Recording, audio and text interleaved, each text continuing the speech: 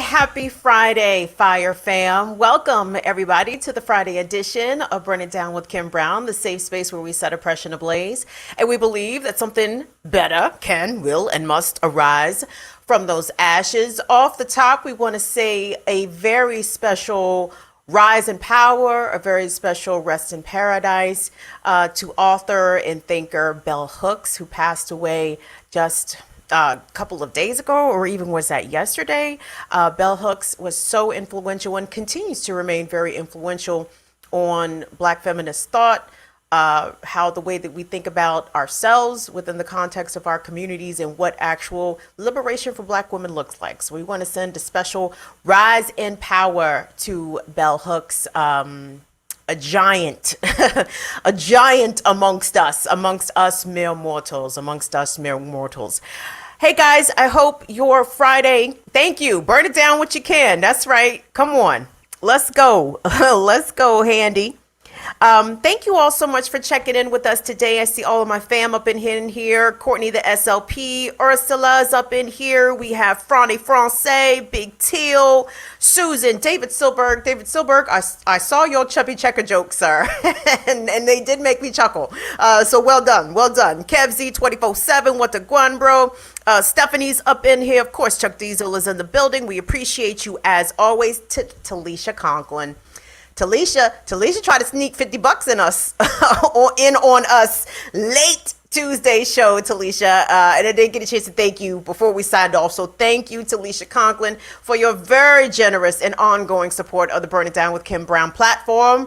And I'll tell y'all how y'all can support Burn It Down with Kim Brown in just a little bit. Just real quick, let me give you guys a Bagheera update. So before we came to air, about 3:30, I had to take Baggy back to the vet just because. Now hold on. I know y'all think I'm keeping Bagheera held together with Elmer's glue and Scotch tape, and that's not the case. I'm not just keeping this dog around just because I cannot part with her. She is not she doesn't have one eye and one leg, and no. Her only problem right now. I mean, last week she had the very bad infection with pancreatitis. I don't even know pancreatitis is an infection, to be clear. But anyway, she had very bad pancreatitis. She was on the medicine. She was on the special food. And everything about her, the vet said that she was clinically stable, meaning that she is eating, she's drinking, she's peeing. Her only issue is that she's not pooping the amount that I think she should be pooping relative to the amount of food she's eating. So her tummy's a little bloated. I gave her Docalax, gave her some pumpkin puree, and the vet said, you know what, just bring her in. So had to drop Bagheera off. They might even actually keep her. So I'm a little, sad. My little pup is, she just doesn't feel good. That's the bottom line, right? So if Bagheera is not able to be fixed, I at least need her to be feeling good. I don't want to keep this dog around if she's not enjoying a good quality of life. But at the same time, she very much wants to be here. So that's the Bagheera update, y'all. Sorry. I know y'all tired of hearing about my dogs, but in lieu of human children, y'all gonna get these dog stories. Okay, y'all will get these canine updates because we don't have no human babies estás aquí, but that's okay. So anyway, good vibes and prayers up for Baggy girl, and hopefully she'll be home tomorrow. So coming up on today's show, guys, I have a Kellogg's worker update for you at the end of the program. A couple of reports I've seen indicate that Kellogg's workers and the union that represents them, the BCTGTW,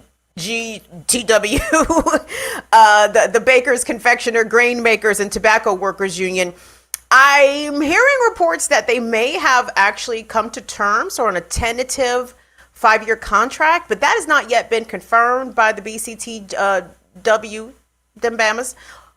Also, Bernie Sanders was headed to Michigan today to do a solidarity rally with the workers, the Kellogg's workers that are there in Grand Rapids. So we do have some updates, but I'm not exactly sure if it's good news 100%. So we'll get there when we get there. That's coming up later on in the show. And the main thing I want to talk to you about today has to do with this. This is a version of the Cops Ain't Shit, but this is not technically a Cops Ain't Shit segment. It's a version of Cops Ain't Shit. This is a junior Cops Ain't Shit. A story came out in the Washington Post a few days ago where the FBI indicated that they may shut down a data collection program that is supposed to be a national federal database of police violence, of police killings, of police brutality. And of course, the problem that the FBI is having is that they cannot get enough local police departments to participate and to submit data.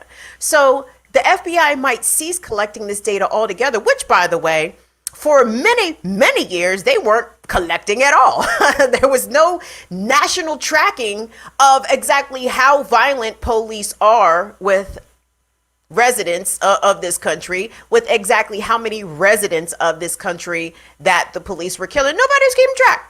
Nobody was keeping track until The Guardian and the Washington Post started to do so in the years following the murder of Michael Brown, like right after the Ferguson uprising. The Guardian and the Washington Post started these databases because they also discovered that the federal government did not give a fuck about how many people American police were killing. So in the context of us taking a look at this this revelation from the FBI, the defund the police efforts that were being loudly championed by people that were in the streets following the murders of George Floyd and Breonna Taylor and Ahmaud Arbery, that was 2020. 2021 said, oh, that's old shit. These police need all the money. Matter of fact, the cities that actually did defund the police, some of those cities have put back that money into the police and then some. So what does that tell us? That tells us that there is nobody policing the police. There is no accountability for police. There's no federal authority over American policing. And there certainly is very little civilian oversight authority into how American police conduct themselves. So we're going to take a look at, let's see, Minneapolis. Where's Alicia? Alicia, did you see what they did in Minneapolis? Girl, Minneapolis just gave their police all the money. Who else just gave their police a shitload of money? Austin, Texas. Who else just gave their police a shit ton of money? San Diego up their police budget a few months ago. But an interesting story that I saw that's a couple months old, but it came out of Salinas City, is that they cut like $1.5 million from the police. We'll have to get to it when we get to it, but they cut $1 million in Salinas City, California. They cut $1.5 million from the police budget roundabouts, and the police threw a shit fit. But come to find out, the police budget for the city of Salinas is roughly about 45% of the entire city's budget goes to police, and they was mad that they lost $1.5 million. So we're going to get into that in just a few moments, but before we do, real quick, thank you, Chuck Diesel, for telling people to hit the thumbs up. So go on and hit them thumbs up. If you're not already subscribed to Burn It Down with Kim Brown, please take a moment to do so. And of course, we love all 111 of you over there at patreon.com/BIDWKB. We appreciate you all. Hold on, I got a burp. Sorry about that. Okay. Auntie is gassy. and y'all will deal, and that's okay. But before we get into the cops ain't shit, so to speak, I'd like to start us off with a funny. Are you guys ready for a joke today? It's not my joke. It's a joke told by U.S. Secretary of State Anthony Blinken. Now, I didn't know that Anthony Blinken had jokes, but oh, wow. Anthony Blinken was on Meet the Press with goofy ass Chuck Todd on Sunday, and they were having a tete-a-tete about President Biden and his stern conversations with Vladimir Putin about Russia troops amassing on the Ukraine border. And let me assure y'all, this is not a topic that we're about to get into, because I told y'all this is white on white violence and I really don't give a fuck, okay?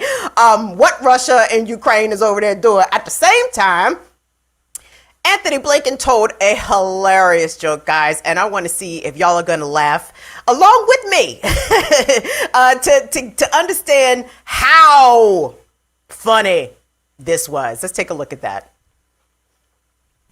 I think what people need to understand is that Ukraine is important, and we are resolute in our commitment to its sovereignty and territorial integrity. But there is something even bigger at stake here, and it's the basic rules of the road of the international system. Rules that say that one country can't change the borders of another by force. One country can't dictate to another country its choices, its decisions, and its foreign policy, with whom it will associate. One country can't exert a sphere of influence over others. That's what Russia is purporting to assert, and if we let that go with impunity, then the entire system that provides for stability, prevents war from breaking out, is in danger. That's why this is so important. That's why the president's been very clear with President Putin. Isn't it rather hilarious that the United States would actually have the audacity to sit there and say that one country should not hold more influence over a sphere of influence. One country should not be redrawing borders for another country. One country should not be interfering in elections for other countries. And it's amazing to me. I just have to put myself in the shoes of the Cuban people, of the Venezuelan people, of the Nicaraguan people, of the Honduran people, of the Haitian people, of the Dominican Republican people, and say, really, nigga? Is that what you fucking think is happening here? Because this is all America does. This is all America does. All that laundry list of things that Anthony Blinken is annoyed that Vladimir Putin and Russia do, bitch, that's all America does for the past 100 plus years. Check it. Look at it. Read a book about the shit. That's all we do. So it's laughable to me. And again, very hypocritical. This is the typical American imperialist hypocrisy that we have all come to know and expect. And along that same continuum, do you think Chuck Dodd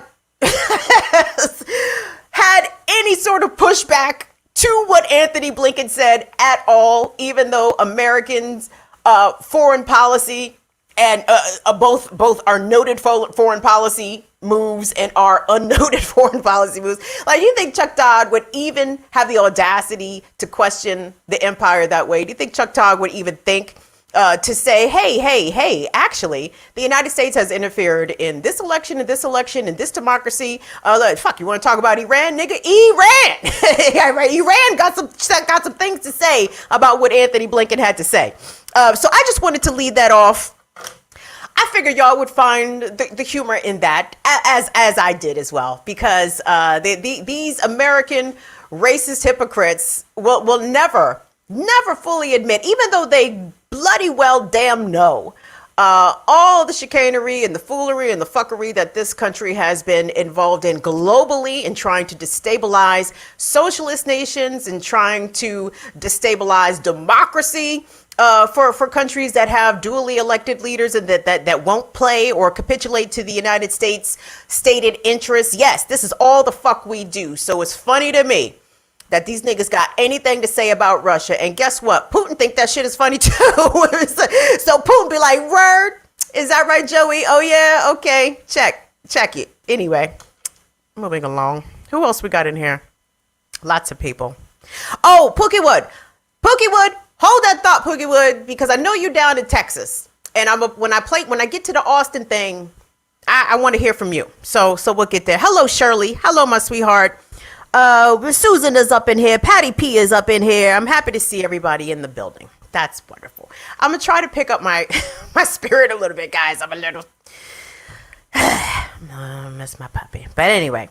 So I want us to move along to our main title story today. At your convenience today, let's cue up B1, guys. So we have to, and I think everyone who watches this show here and related platforms, you already know, we live in a police state. There's no question about that. There's no auspices about the kind of system that we live in. In addition to capitalism, we live in a very police militarized state. The police can come fuck with you for a variety of reasons. Any reason they feel like, violent or non-violent. One of the most ridiculous charges I think is out there is a charge called disorderly conduct, where even if you were just talking loud and using some profanity, the police can come and charge you with some shit. But that is not the topic of this here segment. The topic is the feds refuse to track killer cops. And this is what's concerning, because there is no sort of accountability for American policing at the local level, at the state level, or at the federal level. Police do what the fuck they want. Prosecutors and district attorneys do whatever the fuck they want. They accept fabricated and made up evidence from police. Police routinely lie under oath. This is documented. And it seems as though the federal government is either uninterested totally in providing any accountability of local and state police departments, or they are quite happy with the status quo. Hey, the police shoot and kill about 1,000 people a year. They probably deserved it. Let the feds tell it. So this piece from the Washington Post, guys, the headline reads, the FBI might shut down police use of force database due to lack of police participation. Okay, now the magic threshold that the FBI is supposed to get of police departments that report their use of force information is 60%. For the past 2 years, they have failed to meet this threshold. And even though this Washington Post article is replete with government sources and local police chiefs very optimistic that the FBI will reach this 60% threshold, the numbers indicate differently. So let me give you a quick summation. So this program was required to obtain data representing 60% of law enforcement officers to meet a standard of quality set by the Office of Management and Budget, or the OMB. Okay. Now, this all of this data efforts are supposed to run through the end of next year of 2022. And in 2019, the data covered only 44% of local, state, and federal and tribal officers. Let me read that to y'all again. The minimum threshold that they are supposed to get of police departments reporting this information is 60%. In the year 2019, they only got 44%. Okay. In the year 2020, that number increased to 55%. And allegedly this year, they have collected 57% of all officers, federal, local, tribal, reporting this use of force information. And let me be very fucking clear. 44% is failing. If you get a 44% in your class, bitch, you have failed. If you get 55% in your class, bitch, you have failed. If you get 57% of your grade in said class or an assignment, bitch, you have failed. Fail. F. If you from Maryland, Central Maryland, you get that E. I got lots of E's, tons of E's. And I know, but trust me, I am an expert at getting a 55 on an assignment. I know what that shit means. F, flunk, fail. And let me assure y'all, that means nothing different. Where we're looking at the amount of data that the federal government has basically failed to collect from local and other in its own federal partners, even though, according to this Washington Post article, it says north of 80% of federal law enforcement agencies have complied with this. Okay, that's a low B, nigga. That's a B minus. That ain't excelling on any level of this, okay? Let me go on to read more from this Washington Post article. It goes on to say, the Justice Department said in its response to the report that the FBI believes that the agreed upon thresholds will be met to allow the data collection to continue. Okay, like I said, very optimistic here from the government, although the evidence suggests otherwise. And here's the other thing about this that really bothers me, y'all. I don't know how I can hear that in my ears today.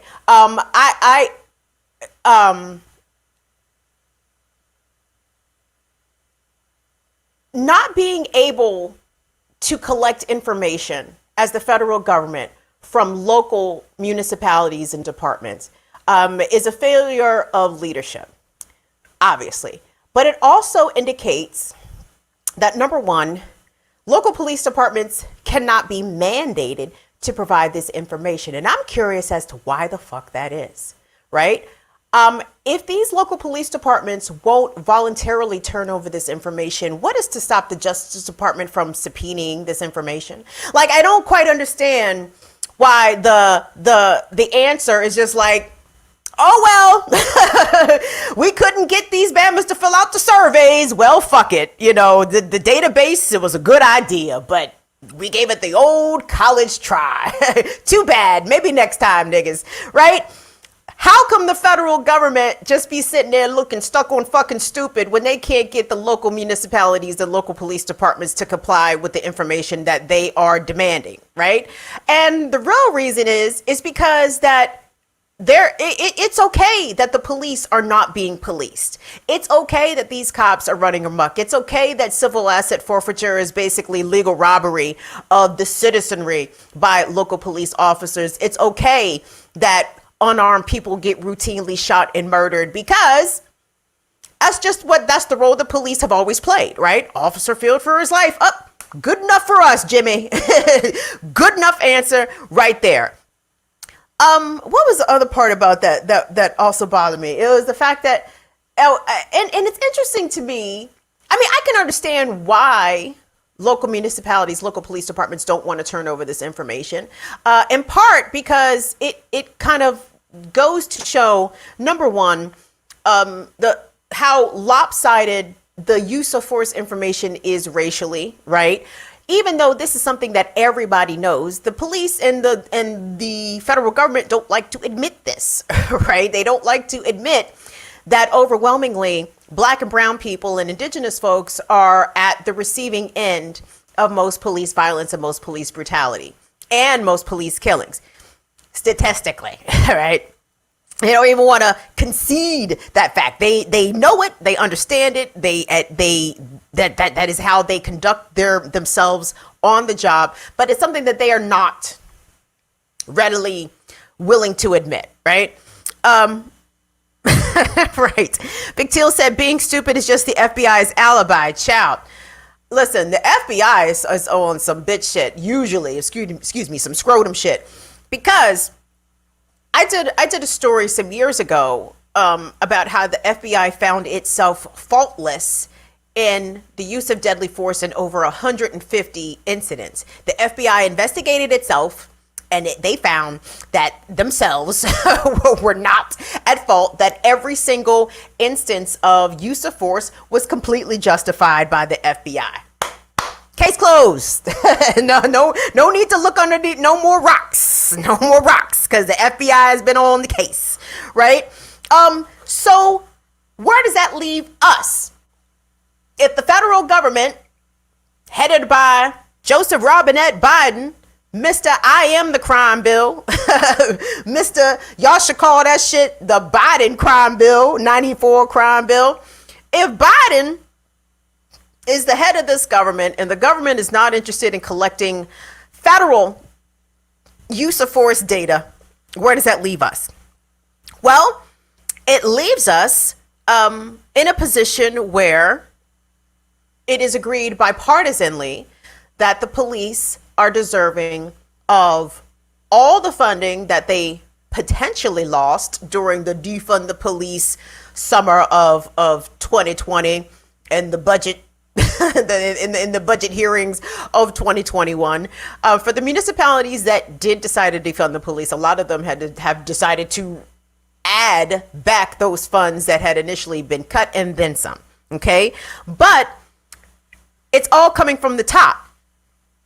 It's coming from Biden, who has doubled down on his commitment to police. But I want us to take a look back, if we could, at this exchange in August on the Senate floor. Okay, this was when Junior Klansman and Missouri Senator Josh Hawley found what's up, my G? Found a dap up moment with Illinois Senator Dick Durbin about the issue of putting more police on the streets. Okay, so let me just remind y'all that we have no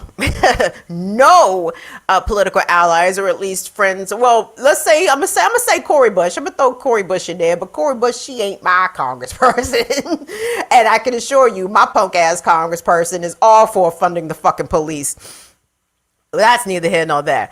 Today, let's take a look at B2, y'all. So this is going to be from August, okay?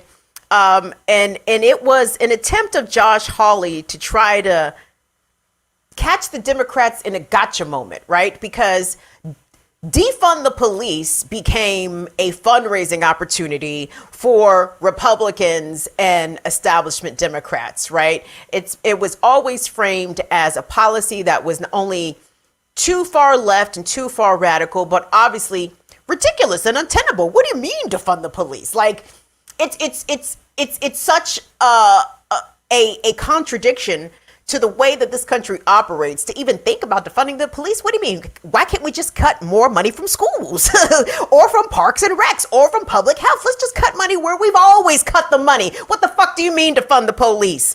That's what James Clyburn was basically trying to say. But anyway, let's take a look at B2, y'all, where Josh Hawley and Dick Durbin was like, yup, we both all for the cops. We are back in the blue. We are standing firm on that thin blue line together. That's outstanding. Let's go a step farther. Let's fund them. Let's put 100,000 new cops on the streets right now to protect our families, to protect our children. I urge a yes vote on this amendment, and I ask for the yeas and nays. Is there a sufficient second?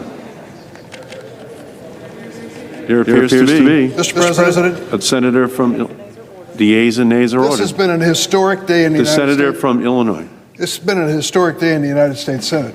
We started by passing a bipartisan infrastructure bill that made history. And now the senator from Missouri is finally coming around to supporting the cops hiring program that was created by Senator Joe Biden in 1994. Since its creation, the cops program, listen to this, has helped over 13,000 local police departments hire over 134,000 officers. We believe in it on the Democratic side. We're glad you've come around. We sent a letter to the Appropriations Committee signed by 37 Democrats for the cops program. Do you know how many Republicans signed the letter? None. But with your amendment tonight, clearly you've come around. The Republicans are joining the Democrats in supporting Joe Biden's cops program. You are right. We need 100,000 more police, and we stand with Joe Biden's program, and glad that you've joined us. So there's that. There's that portion of it. How in the hell can we expect any sort of accountability from the federal level if all they can think of is to cut a fucking check to law enforcement? Let's put 100,000 more cops on the street. Brilliant. Surely that will combat the problems of crime. Don't you remember all the fucking cops we had on the street in the 90s when the crack epidemic was happening? Cops every fucking where. And what did the police do? Not a fucking thing. They didn't do shit. They didn't stem the tide of crack. They didn't stem the tide of overdoses, nor were they able to successfully combat all the violence that came along with the crack epidemic, right? So here we are in the middle of a pandemic, which, by the way, lots of people seem to be over the fucking pandemic, and I still remain in confusion as to how and why that is, bitch, because I'm in the house fucking scared, and niggas is out here living their best lives. Meanwhile, Omarion is out here doing the slide all over the fucking country, just sliding 70% transmissible and everything, you know what I'm saying? Just what was the shit? What was my favorite Omarion song? Yes, I did have a favorite Omarion song. Oh, the joint that Pharrell did, of course. Touch, touch. Yes, that Omarion virus variant is doing that little Omarion Air Force One slide all across the country. Okay, but that's another topic. But anyway, so what can we expect here, guys? The only thing that we can do in order to try to make sure that there is any sort of accountability for police is do what we did do. We took to the streets. We got out there by the millions. We got out there in every a major American city, major city, medium-sized city, small city, rural areas. People took to the streets to demand it.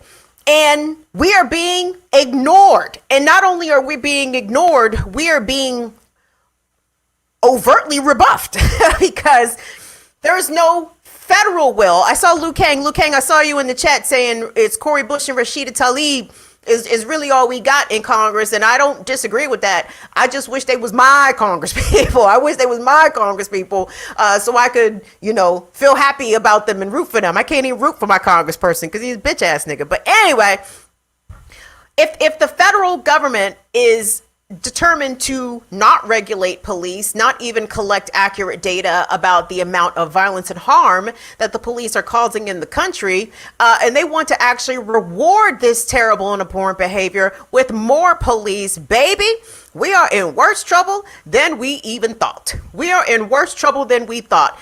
And I think really the best thing that we can do is try to make it extremely uncomfortable for police to be police. And I'm going to tell you about that in just a second. Just real quick, though, from that exchange that we saw on the Senate floor between Hawley and Dick Durbin, that was a non-binding measure, right? So the measure passed that day in August of this year.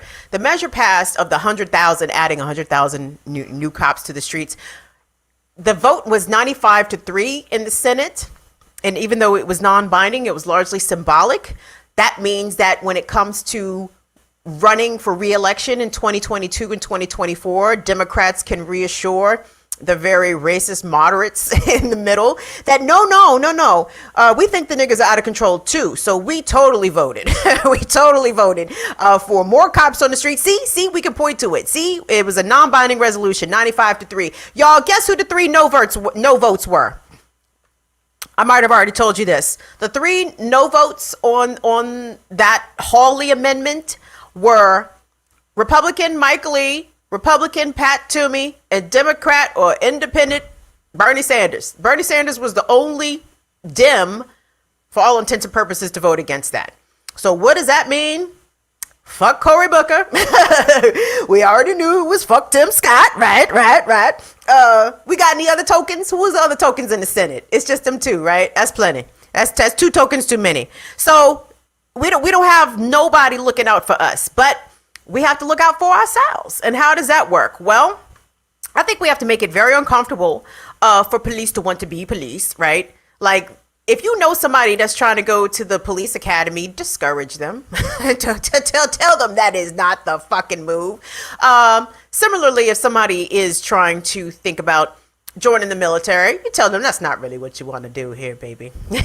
You don't want to be an agent of the empire. You don't want to go around the world and kill black and brown people in order to make sure that Raytheon or BAE Systems or Lockheed Martin is able to secure another overfunded government contract. That's not what you want to do.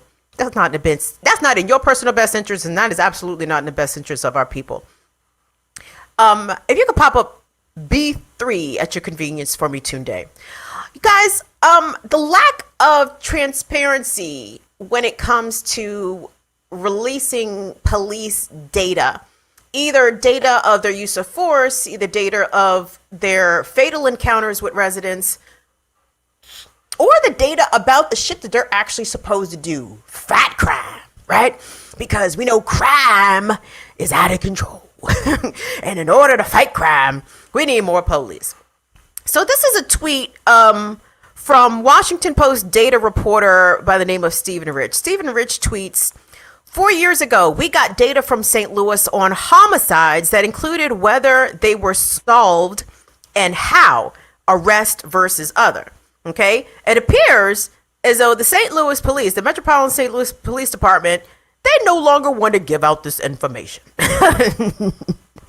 And shout out to St. Louis Public Radio for breaking this scoop.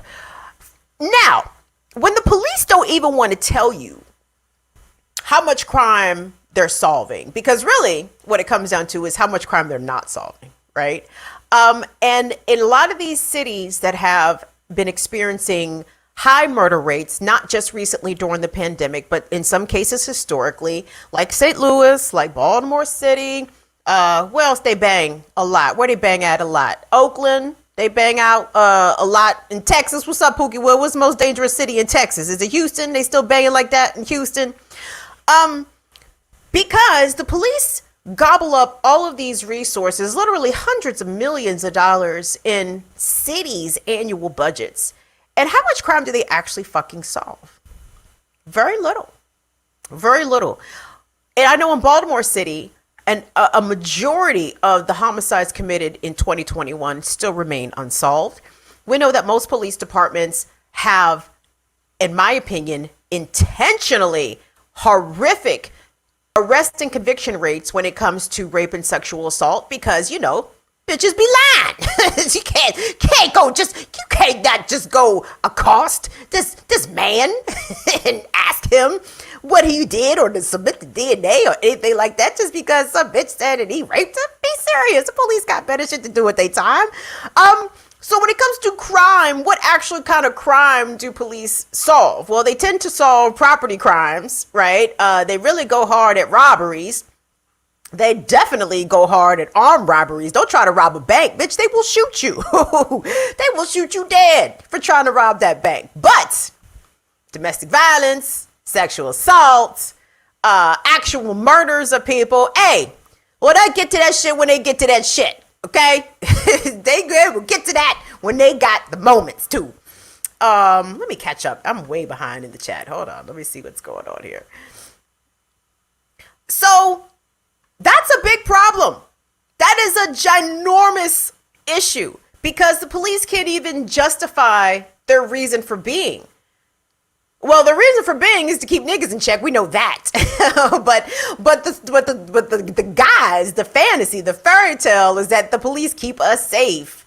And the evidence does not indicate that. And the evidence, especially juxtaposed next to the amount of money that they suck up. And again, more cities and states spent more money on police than they did on public health during a pandemic, y'all.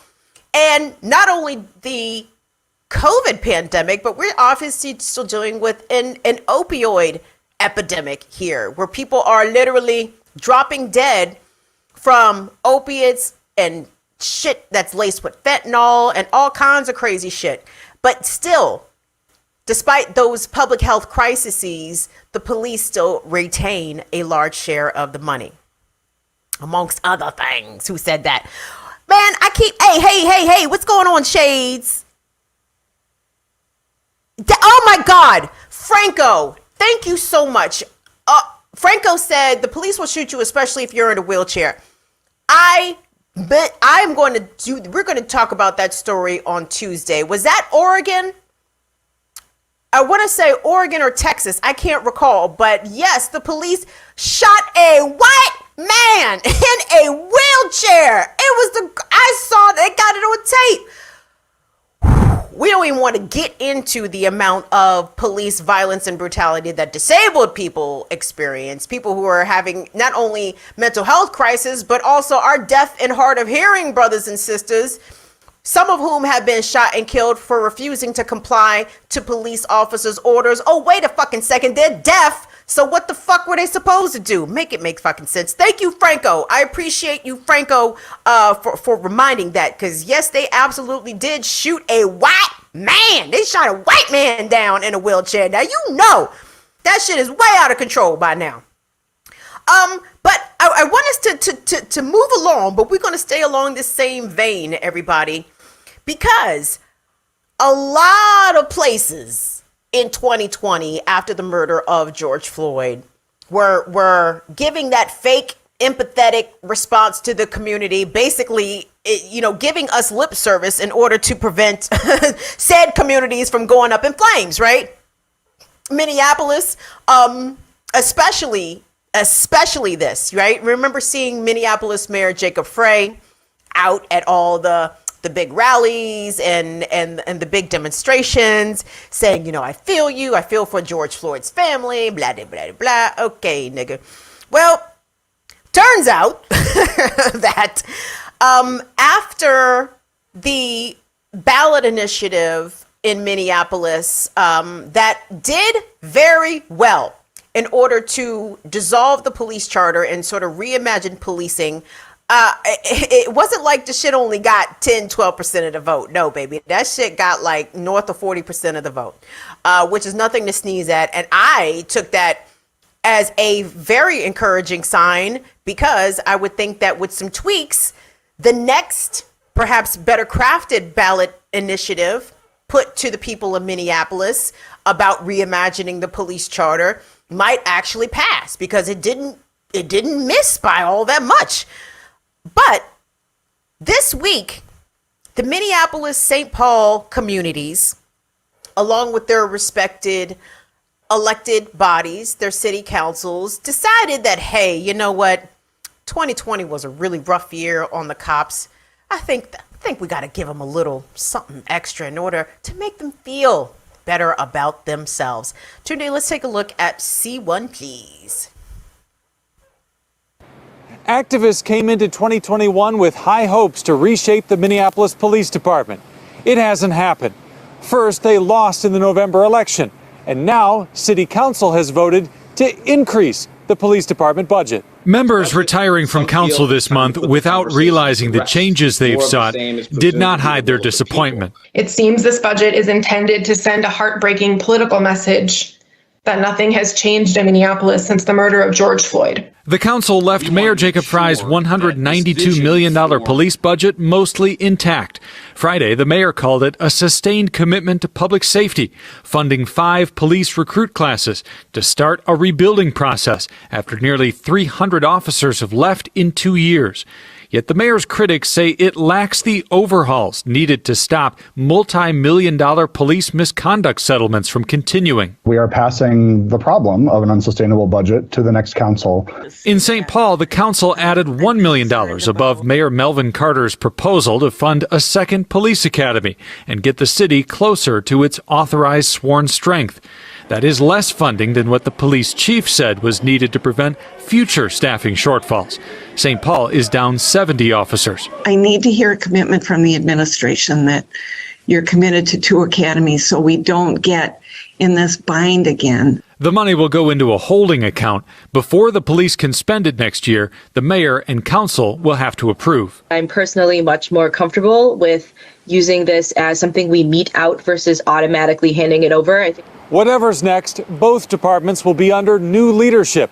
In 2022, the police chiefs in Minneapolis and St. Paul are both leaving their jobs. Yep, both leaving their jobs, I'm sure, for well-compensated positions, probably on cable news as their go-to police experts, as the former chief of the Seattle Police does right now on MSNBC. And let me shout out Tyler Hackner, who says all cops are bastards. Correct. Franny Francais says fuck the police. Yes, also tambien. Correct. What you say, Latif? Oh, he wasn't talking to me. That's cool. Yes, afraid not. So much propaganda. Stephanie, so much propaganda. Listen, now I show y'all these local police packages sometimes, or no, I say police packages. I meant to say, oh, whoops. Uh-oh. Hey. Okay. Hold on. Okay. We're having some technical difficulties. All good. So there's that. Yes. So just be clear. I don't trust the local Fox affiliate. I don't trust most local media outlets, period, because just generally they serve as cop stenographers. They are there to run interference and run public relations for the police because they want to maintain access to police. They want to have police sources. They don't want the police to come fuck with them, basically. So they feel compelled or obligated or even perhaps very merrily volunteer positive police coverage no matter what. So I am sorry to report that in Minneapolis, that they are now trying to recruit new police cadets in order to replace the 300 officers that left. And the reason these officers left is because they were attempts to make them accountable for their behavior. And the police don't seem to feel as though they can properly do their job unless they're allowed to violate people's civil rights and their constitutional rights. Like, I'm sorry, I cannot be an effective police officer if I cannot routinely violate people's Fourth Amendment rights against illegal search and seizure. I mean, what do you think this is? A democracy? No, I have to be able to fuck people up at will as a cop in order for me to do my job. And don't scrutinize me. I know I get paid off the public dole. I know I am a public servant, an employee of the state, but you can't be asking me no fucking questions, man. You can't be asking me how I'm doing my job, why I'm doing my job the way I am. How come people keep dying in my custody? That ain't your business. Go talk to my union rep. Which, by the way, police are the worst fucking union members on earth. And I know that we don't count them as union members because police are not actually workers. But fuck them. Fuck police unions. Fuck the fraternal orders of police. Fuck all them bitches. Fuck them all. Fuck them all. Fuck them all. Anyway. So there's that. That's Minneapolis. And that was this week. And of course, Minneapolis, as we know, was ground zero for the defund the police movement starting in 2020 after the murder of George Floyd. So if Minneapolis says, you know what, psych, we changed our mind, we're going to refund the police, we're going to make sure that there are new cadets of classes to replace the hundreds of police who departed our law enforcement ranks with hurt feelings because people were demanding accountability from them and demanding that they not murder people. That was too much. Oh, that was too much to ask of the police. So Minneapolis City Council says, you know what, we're going to make them feel better and give them more money and more cops. But they're not the only ones. So Pokey Wood, stand by. This is for you. So cue up C2 at your convenience here today. I didn't put the date on this, and now I feel like a big fucking goof ass because I did not put the date on this. So I want to say this is recent. Hold on, let me pull this up. Actually, it's just so I don't like to be misquoting myself of all people. So let me not misquote myself and make sure I get this right. But Pokewood, pay attention and correct me in all the ways I have erred if I have indeed erred. But Austin made a splash last year, okay, for attempting to defund their police through their budgeting process, okay? But they got so much backlash, and in fact, Texas Governor Greg Abbott and the legislature in Texas passed a law saying that any city or municipality that defunds the police would face some sort of penalties themselves. So, according to the Austin City Council, they felt compelled in order to restore this money back to the Austin Police Department. So this is from August of this year, and this was part of the $4.5 billion budget that was approved for the city of Austin that also gave the cops a big boost in funding. So today, if we could take a look at that one, please. And Pokewood, give us some context in the chat, please, and thank you. On Thursday, Austin City Council approved a multi-billion-dollar budget for Austin. The total budget, $4.5 billion. For this, we're going to look at the general fund budget, which is $1.2 billion. Of that, the city says about 2/3 is going toward public safety. According to the proposed budget for fiscal year 2022, the police department will get $442.8 million of that.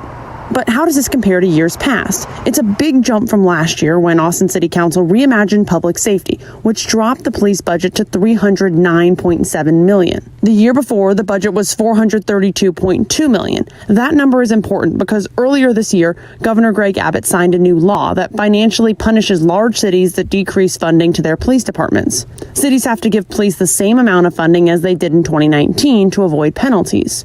So Austin restored funding and then some in this proposed budget, about $133 million. However, the city says the budget team is still working on the final numbers for the budget since amendments were added this week, and it could be weeks before the approved budget is published. So even if, let's say, progressive-minded elected bodies like the Austin City Council decides to actually listen to their constituents and do what the people want, and that is reallocate money away from police and into other programs in order to help diminish the causes of crime, which we all know have to do with poverty, have to do with insecure housing or housing instability, have to do with being food insecure, has to do with a lot of things. But it doesn't have to do with the fact that you don't know how to behave, allegedly, in public. It has everything to do with the insecurity and the vulnerability that people feel when they are not able to feed and house themselves, right? That will make you desperate. That will make you go and try to make money through illegal channels, which I usually don't have a fucking problem with, especially when we're talking about drugs, but I came up in an era where people was selling weed and crack, basically, right?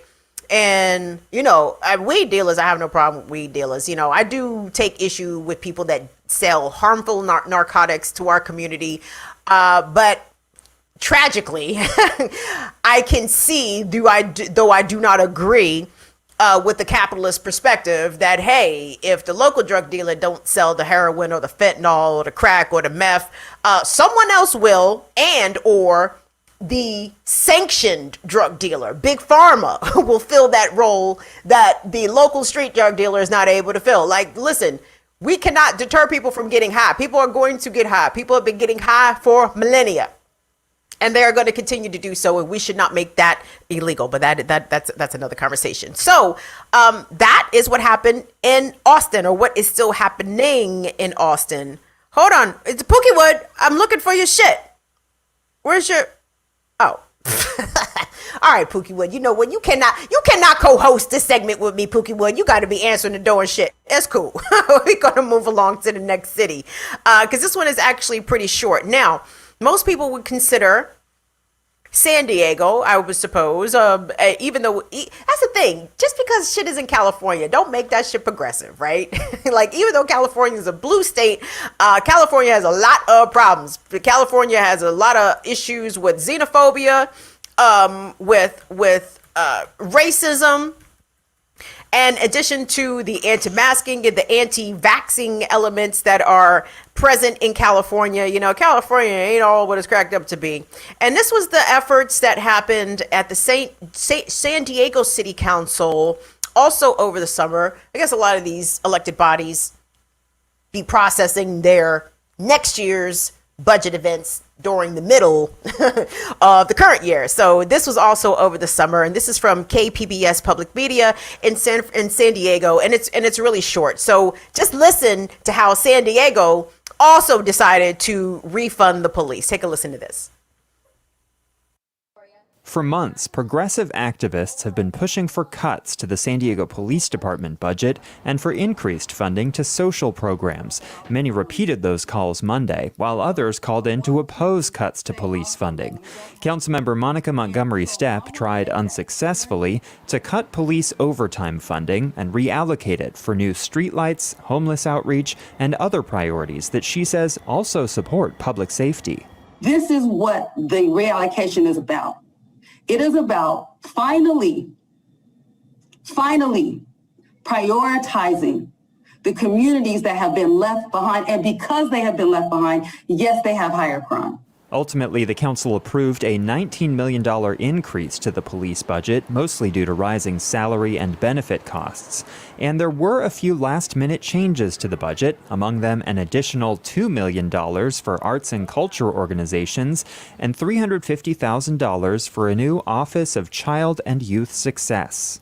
We can and we must invest more of our city's resources with the success of children and youth in mind. And by establishing this office, we are going to leverage our assets to make our city a great place to grow up and raise a family. The city budget was stabilized thanks to roughly $150 million in federal aid from President Biden's American Rescue Plan. That money is offsetting massive drops in revenue from the local tourism economy, which is still recovering from the pandemic. Andrew Bowen, KPBS News. Thank you, everybody. First of all, Lateef, thank you, Lateef, for Cash Apping us some bucks. We appreciate that, Lateef. Lateef has already signed up to be a patron, and Lateef has supported us so much over this past year, Lateef. I can't send the money back, but I want you to know that I thank you, sir, for your ongoing support, and it's consistent, it's persistent, and I appreciate you, Lateef. Thank you so much for that. Tell LJ Auntie said hey, and the Auntie said hey, and in the comments, Courtney, I see you. Courtney said they do not want to solve the root problem. Honey, did you hear the disparity in those numbers that they were allocating for police? Hundreds of millions of dollars for police. Oh, and here's $350,000 in pennies that we found to allocate for the Children and Family Services Office. And it's like, there you go. You know, those breadcrumbs are very easy to follow. If you ever want to know what a society's priorities are, all you have to do is look at where they spend the most money at. Okay, a society will tell you what their moral priorities are by their budgets. Okay, and our priorities as the United States of America is to make sure that the poors and the undesirables, y'all niggas, that y'all niggas stay in y'all place, and you make sure them other darkies is in their place too. I'm talking to y'all Latinx. I'm talking to you indigenous people. All you darkies got to stay in place, and we will make sure that the money is there by the hundreds of millions of dollars to make sure that we keep y'all poor darkies exactly where y'all supposed to be, in the ghetto. Well, actually, and now they're trying to reshape the ghetto, right? They're gentrifying the ghetto so the rich white folks can move in and kick all you poor niggas out, and then they're gonna make the suburbs the new ghetto. Are y'all ready?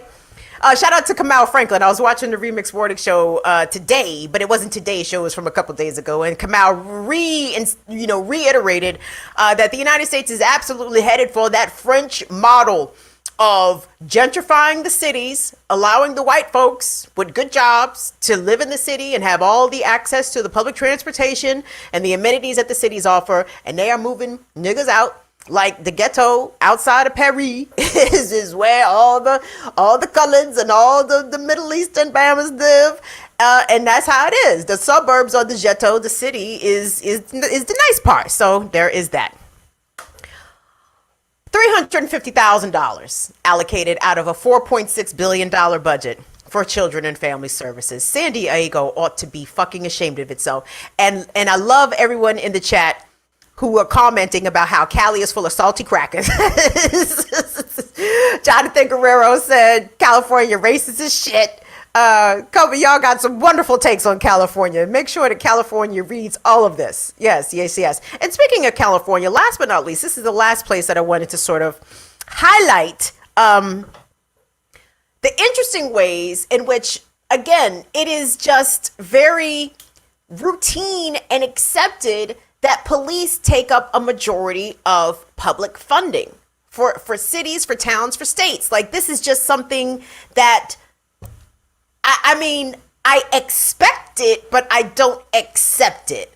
And when I'm looking at the way that the media covers stuff, I mean, there is never any challenge, no question about, well, why is this? Like, what has this police department done in order to deserve or garner 47% of the budget? And this was the case in Salinas City. Where is Salinas? I know it's in Cali, and this is KOIN News Channel 5 who reported this. And again, this was also over the summer when a lot of these governing bodies were approving their budgets and whatnot. I feel like I am the auntie in church for real, always with the with the napkin. Oh, child, let me wipe my face. My nose is running. That's all. Y'all wait till y'all get over 40. You just wait. It's coming for you. Tunde, let's take a look at C4, guys. And again, this is from over the summer. And please, it is very important to me that you listen to this till the end, okay? Because the little reporter buried the lead all the way until the end of this clip.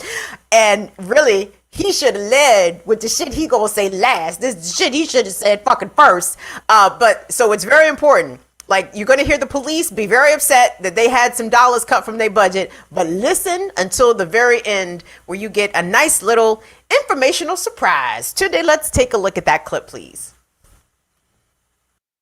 The Salinas Police Department took a hit on Tuesday when they lost about $1.4 million in funding from the City Council this next fiscal year. 4 sworn officer positions are now frozen, meaning the department cannot hire people to fill those jobs for now. There are now 14 total sworn officer positions frozen in Salinas, something the Police Officers Association tells me will be detrimental to the community. The services that the police department provides could potentially be an issue, and the services can be diminished going forward. While no current police officers and staff were laid off, the Police Officers Association is concerned this latest move could be the first steps in eliminating existing jobs. You start doing that more often, the fatigue factor, the injury factor, the sick factor takes place, and then we're now, way below minimums. But Salinas Councilmember Anthony Rocha, who voted in favor of this new budget, believes the city should fund other projects that have been waiting in the docks, including the Alisal Vibrancy Plan and the Baranda Road project. In order to augment those investments into our recreation centers, into our infrastructure projects that for too long have been ignored, but yet campaigned upon for ballot measures. Out of a total $188 million budget, police will now get about $53 million of the city's total operating budget, or about 43.5%. That's down from 45%. I'm sorry. Can you run those last 3 seconds back, Tunde? I was trying to listen out for it so I could recite it back. But guys, did y'all catch that at the end right there? That little nugget of information. Yes. The Salinas Police Department. Let me know when you're ready to run that, Tunde. Yeah. Oh, okay. So the Salinas Police Department. Again, you heard that they were very distraught that they lost just over $1 million cut from their budget. But as part of the total budget of the city of Salinas, the police take up nearly half or over half of that. Think about that. Half of a city's budget goes towards police. Half. I feel like Eddie Murphy. Half? How the fuck did they get half? What the hell did they do to deserve half of taxpayer-funded money?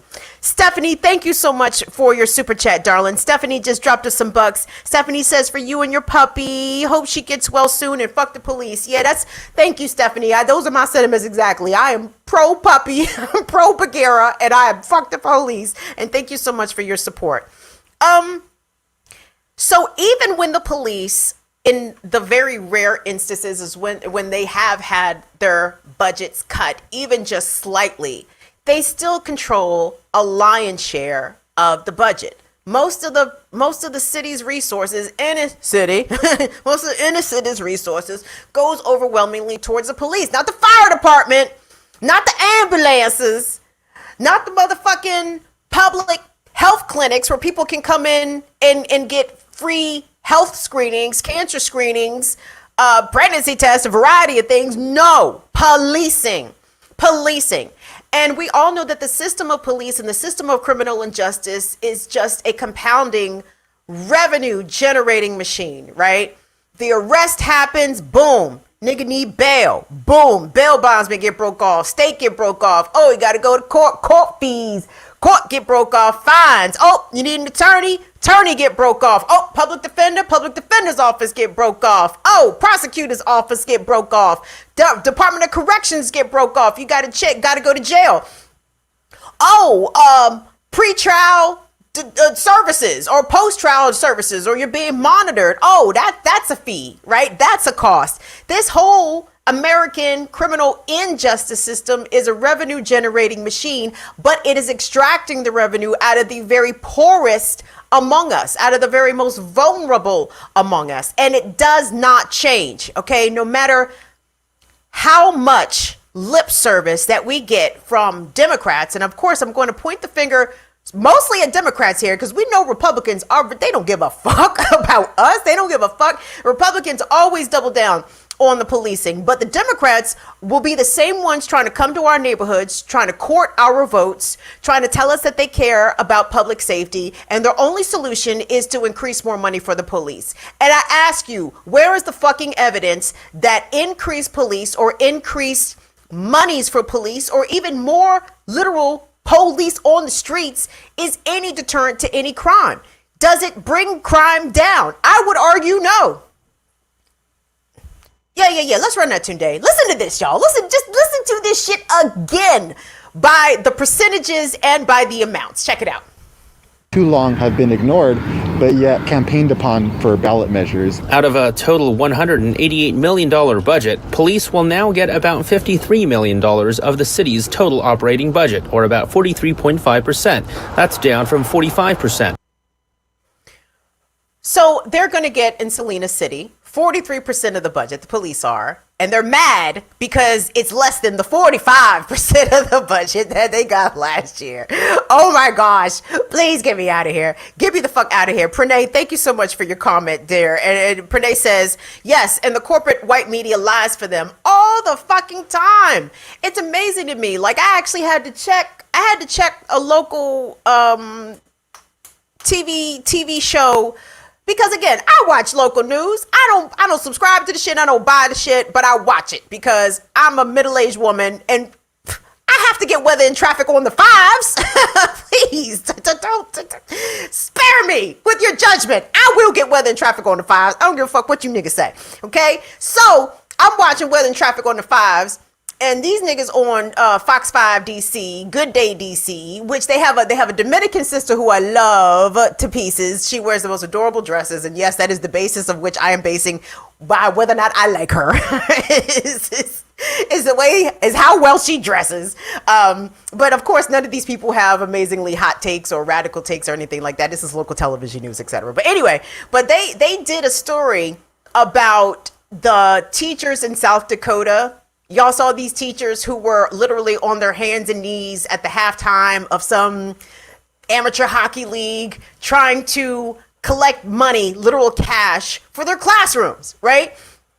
And a couple of the anchors were like, oh, well, I don't see anything wrong with it. It's just like dialing for dollars or grabbing for dollars. And I had to tweet them niggas. I was like, there's a lot wrong with this. There's a lot wrong with this visual of teachers who cannot afford to properly supply their classrooms and supply the students with the materials that they need, whereas the House of Representatives just passed a $770 billion one-year budget for the Department of Defense and the Pentagon. And we have teachers out here, public school teachers, crawling around their hands and knees trying to get dollar bills in order to buy supplies for their classrooms. Like there's a lot wrong with that. there's a big time thing wrong with that. And of course, I don't expect local media to ask those questions, to even think in that direction. And also, a lot of times it's what the media omits and what they fail to cover is just as telling as what they do cover. The shit that they don't cover and don't pay any attention to, a la our whole political spectrum, that is absolutely more telling than the shit that they actually do cover. So I just wanted to I guess reinforce the level of dystopia that we find ourselves in. Of course, it is not new that the federal government does not rein in or have any desire to collect data about the amount of harm and violence that American police inflict on residents of this country. They're not interested in that.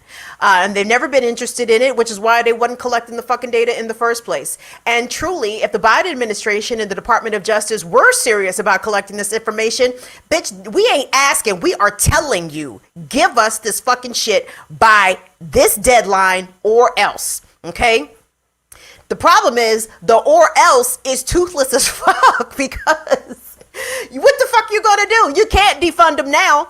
By the way, that senatorial exchange that we saw between Hawley and Durbin over the summer, that clip that we just showed, part of those negotiations also involved that the federal government, and I can't recall, I think this was codified. I think this was part of the law, but I'm stoner brain, may forget things from time to time. But the federal government took a similar position, as did Texas Governor Greg Abbott, meaning that municipalities and states that vote to defund their police departments will be either penalized by lack of funding, right? But the federal government took a very similar position. If you vote to defund your police department, you will not get federal matching dollars, or you won't get federal grant dollars. So what does that mean for us? That means the cops can do whatever the fuck they want. And I hate to even put it like this. Who said flip tables and burn it down? Yes, ma'am. One LA with spirit. Let's go. And I hate to say this, but I'm gonna tell y'all this, but y'all already know this. So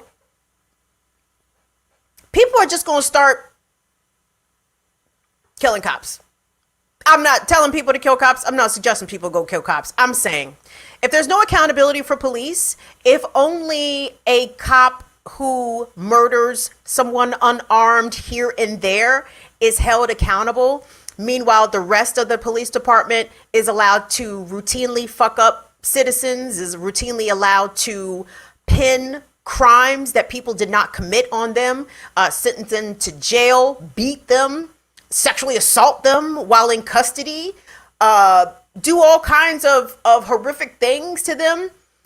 The solution that the people are going to come up with is like, you know what? If the federal government's not going to protect us and the police themselves are not going to protect us, then we have to protect ourselves. And it's not going to be pretty and it's not going to sound good. There was a story this week out of Baltimore City of a woman police officer who was sitting in her car and she was ambushed and shot. She did not die, but she's fighting for her life. Now, I can't even speculate as the reasons why she was ambushed, but I would suspect that perhaps it is a feeling of helplessness, right? Amongst some of the people who live in Baltimore, who understand that the federal government did come into Baltimore City. They did conduct investigations. They did do ride-alongs with Baltimore police departments, and they did issue a very lengthy and detailed consent decree in which the Baltimore police basically wiped their ass with that consent decree and continued on business as usual. So I hate to say it, and I'm not encouraging it, but I'm just saying more cops are going to get shot and killed because the people feel helpless and they feel as though they have no recourse. So there is that. I'd like to leave us with some mixed news because, again, I don't know that this is good news. Real quick, though, I see we got a nice little party. We got a party up in here. It's party time. Oh, it's party time. Having a party. Hold on, Molly's telling me people dropped us money. Courtney, this dying. Courtney dropped us some bucks. Alicia, my niece, dropped us some bucks. Laura Estrada did a super chat early on. Yes, I totally missed that. Thank you, Molly. Thank you, Laura. Thank you, Courtney. Thank you, Alicia. You guys are so wonderful and generous. I like y'all a lot. Y'all are pretty damn awesome. Thank you so much. And Stephanie dropped us a super chat too, and then Latif cashed apped us some bucks. And don't feel bad if you don't have no bucks to cash up us. I don't care. I mean, it's nice. I appreciate it. Don't get me wrong. I'm just happy you're here. Thank you so much for being here. So go ahead and hit that thumbs up for me if you are not already subscribed to the Burn It Down with Kim Brown channel. Please subscribe. And follow us places around the internet. What's going on Twitch? At BIDWKB. Shout out to Northern Witch. Northern Witch hit me up. She said, I'm so sorry I didn't mod for you over on Twitch on Tuesday. I fell asleep. I said, Northern Witch, you are fired. Northern Witch, you have been fired from the job we was not paying you to do. So, no, I'm just fucking with you. Northern Witch knows that I love her. So, thank you, Northern Witch, for all that you do. And like I said, our people over on Twitch at BIDWKB. We're on Instagram, BIDWKB, Facebook also. On Twitter, at Burn It Down KB.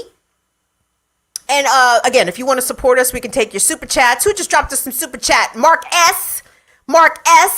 Thank you, Mark S. Mark S says, fun, burn it down with Kim Brown and defund the police. You got that right, Mark S. Yes. Say that again. Yeah. So yeah. Just support us in the free ways. You know, we take all the free support and we appreciate the material support. So also, if you want to join us on Patreon, you can do so. Patreon.com/BIDWKB. You guys are wonderful. Chuck Diesel. We had this conversation, Chuck Diesel. Chuck Diesel, you know what the fuck I'm talking about. We had this conversation, Chuck Diesel. We had this fucking conversation, Chuck Diesel. If niggas start talking fucking reckless, bounce them niggas out of here, you could tell them that they can drop us a cover charge in order to stay. But if these niggas is talking stupid, get them the fuck up out of here, Chuck Diesel. I don't have the patience for this shit. I'm motherfucking 43 years old. I ain't here for niggas coming over to my shit, talking to me sideways. Not on today, baby. Anyway, last story, guys. So we have been following the Kellogg's worker strike since it started. And I think this week would be the 11th week of the Kellogg's worker strike. If you're not familiar, in a number of locations across the country, including Memphis, Tennessee, including Grand Rapids, Michigan, I believe Omaha, Nebraska is another place where the Kellogg's plants are located. 1,400 workers nationwide, those who are part of the BCTGM. It's a complicated acronym. It's the Bakers, confectioners, grain makers, and tobacco workers union. Okay, these are the workers representing. This is the union representing the Kellogg's workers. Okay, so Tunde, if we could pop up D1 and the picture. So I saw this and I thought it was really cute. So I just wanted to send this picture out to remind you guys that we are still standing in solidarity with the Kellogg's workers. We will not cross that picket line, even in the grocery store. We will not subscribe to Kellogg's products. We will not buy the funky ass cereals. We're not going to buy any of that. So we're not going to buy no corporate flakes. We're not going to buy no fiduciary flakes. We're not going to buy no, what's that say? The Smack'ems, the labor snacks, the Scab Krispies. No, because Kellogg's, as usual, has been playing the game dirty. Now, a point of contention, which actually we're going to hear from some workers as they re-explain to us why they are on strike. But in addition to them being on strike, the company has attempted to replace them with permanent workers, permanent non-union workers, which has been met with humorous outcomes, because apparently these scab workers are unskilled, unfamiliar with how to work the machines, etc. And basically cereal production in the United States has pretty much ground to a halt in Kellogg's factories, right? So they consequently are ramping up production, they being Kellogg's, ramping up cereal production in their Mexico and Canada plants. Well, those are not union joints, okay? And by the way, apparently on the Kellogg cereal boxes, there is a sticker or some sort of symbol there to denote that this box of cereal was actually prepared by union workers. So that's something to consider. But I've been seeing a couple of reports, again, even before I went on the air. As far as I could tell, they were still very much unconfirmed. And that's going to be D2 Tunde when you get a chance. This came from KSAT in Nebraska. KSAT News reported this today, that Kellogg's reached a tentative agreement with striking workers, which, by the way, has not been confirmed. Hold on. While I got y'all on here, let me just go to the BCTGM just to make sure I didn't miss anything breaking since I've been on the air. But I saw that Bernie Sanders was headed out to Grand Rapids today. Actually, Brother Bernie was supposed to be there about 3 o'clock. And so they were having a rally there for the Kellogg's workers as well. But from what I can tell, it does not appear as though the Kellogg strike is over. It appears to still very much be going on. Just double checking. Nope. Interesting. Okay. Doesn't appear that the strike is over. It looks like the strike is still going on. Awesome. Okay, well, there's that. So we are still going to stand in solidarity with the Kellogg's workers until we hear different. So cue up, if you could, for me, Tunde D3. This is the final thing that we're going to check out tonight. This is, of course, from the awesome reporting team over there at More Perfect Union, who are bringing labor stories to life out here. And this is what the workers, I think these are the Memphis people also. This is what they have to say about the strike that is still continuing. Don't forget that it's continuing. Shit, Tunde, did I put in the time cues? Thank you, Tunde. That's awesome. I'm sorry I didn't do that. Okay, y'all, listen directly from the Kellogg's workers in this clip, courtesy of A More Perfect Union. Our spirits have been great. You know, like I said, we didn't set out to fix things in a short-term fashion. We set out to fix things in a long-term fashion.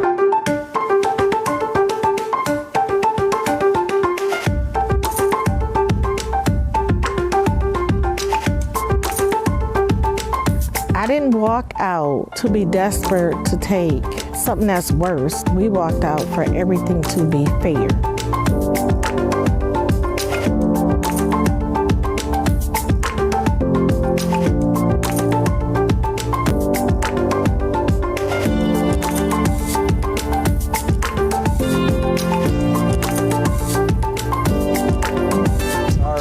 manager, who shall not be named, came from a snacks division thinking he knew how to run cereal, and it's been very eye-opening for him, I hope.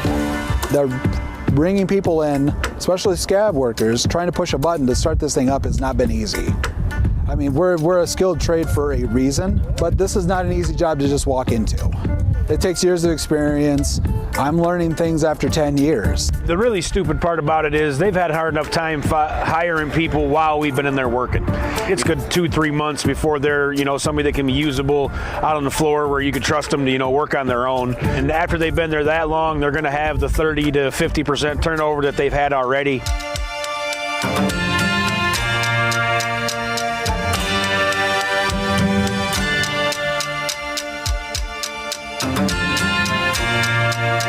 Only buy cereal made from a union plant. The logo is on the box.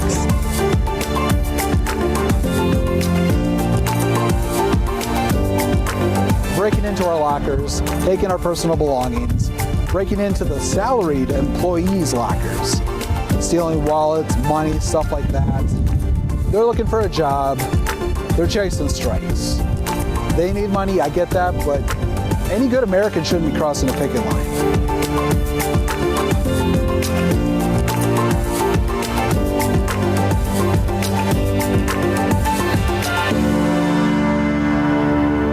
Well, what made us strike was the equal pay for equal work. The transitionals right now are making $13, $14 less than us. They have to right now pay their own health care. I don't pay health care, and I make $14 more an hour than them. I don't understand how come the person next to me can't have what I have, and we're doing it the same job. They want concessions from us, but we're only asking for something so small, just to make people whole. And they are very unwilling to do that. I can't say enough about the members of this union, of the bakers, confectioners, grain makers, and tobacco workers union. Again, you heard Sis. Sis said, I make $14 an hour than the new workers, and I don't pay health care. So basically, she's good, but this is not about her. This is not about me. It's about us. It's not about whether or not is my personal situation okay. If the person who works right next to me doing the same work that I do is being exploited worse than I am, then it is important that me and this person, we stand together to get what we both deserve, right? And that's that union solidarity that cannot be overlooked, nor should it be maligned or ignored. So until we hear different, it is still fuck Kellogg's. It is still no Razors brand. The creativity in which some of these workers and people that have supported these Kellogg's workers have gotten with taking shots at the company, it's been amazing. Of course, we told you all about the Redditors and the subredditors who have been flooding Kellogg's job application portal with fake applications, with just a number of different creative ways in order to foil the corporation, which, by the way, made record profits last year and this year, and absolutely has the funds and the resources available to pay the workers and the union members exactly what they're asking for. And guess what? Fuck them. And if they don't want to do it, bitch, won't nobody getting no motherfucking Raisin Bran. Ain't nobody getting no motherfucking Frosted Flakes in the foreseeable future. So there is that. So guys, I'm going to cut the show because I didn't even realize we had been going this long. Toby Swoley said, I just saw Toby Swoley's comment in the chat, said, aren't you loving these 90-minute sessions? And they are completely unintentional, sweetheart. I just be running my mouth sometimes and I look up, I'm like, oh, it's 6:30. Maybe I should let Tunde free. maybe Tunde's on the other end of this, talk about give us free. Yes, we should give Tunde free. So, and Molly too, Jesus, Molly's over in a whole nother, many time zones away. It's very late where she is. So I'm going to cut this loose.